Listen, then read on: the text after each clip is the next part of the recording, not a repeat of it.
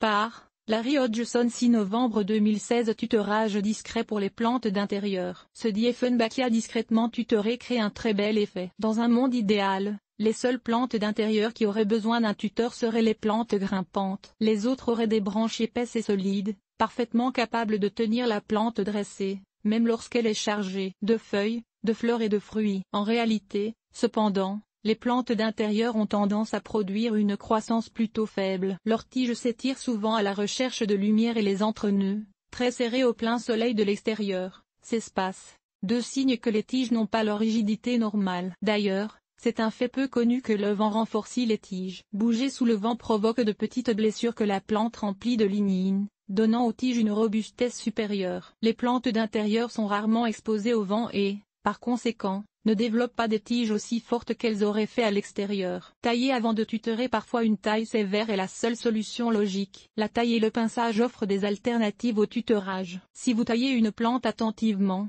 en supprimant ou raccourcissant les tiges faibles et excessivement longues, la plante n'aura probablement pas besoin de tuteur. Quand une tige commence à se pencher, notamment, vous avez une décision à prendre.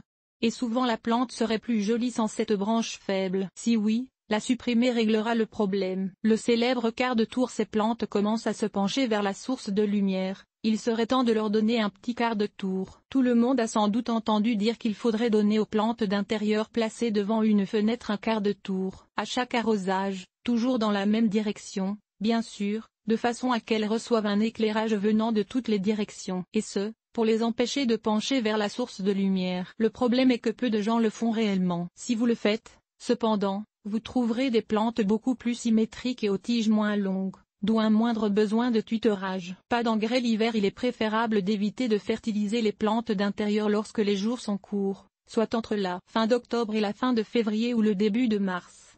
Du moins, dans les pays au nord du tropique de Cancer. Fertiliser les plantes à cette saison tend à stimuler une croissance étiolée, parfois appelée croissance en orgueil au Québec, soit des tiges longues et minces qui ne tiennent pas debout sans aide. Rendre le tutorage moins visible. Tutorage discret. D'accord, vous avez fait de votre mieux et, malgré tout, votre plante d'intérieur a réellement besoin de tutorage. Si oui, essayez de le rendre discret possible, car une plante qui porte une attelle n'a rien de bien joli. Essayez les suggestions suivantes. Insérez des tuteurs près du centre de la plante, de façon à ce qu'elle soit cachée par les feuilles et les branches. Utilisez toujours un tuteur qui est au moins légèrement plus court que la plante. Pensez à utiliser la plante elle-même comme support. Vous pouvez le faire en fixant une branche faible à une voisine plus forte. Si vous devez supporter plusieurs branches, utilisez des tuteurs individuels pour chaque branche. Un réseau d'attaches et de cordons placés autour d'un tuteur unique et relié à plusieurs branches crée un effet désagréable de toile d'araignée, mais sans la symétrie d'une vraie toile. Évitez les tuteurs de couleur vive. Les branches mortes rentrées de l'extérieur, des tuteurs en bambou teinté vert, les tuteurs de plantes vertes olives,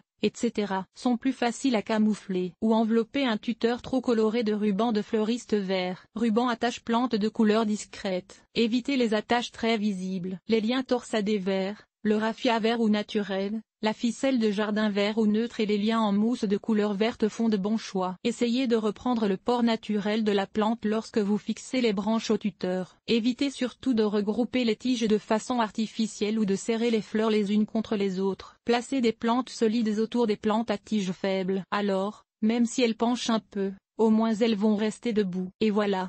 Quelques trucs pour que vos plantes restent debout. À vous de les mettre en pratique.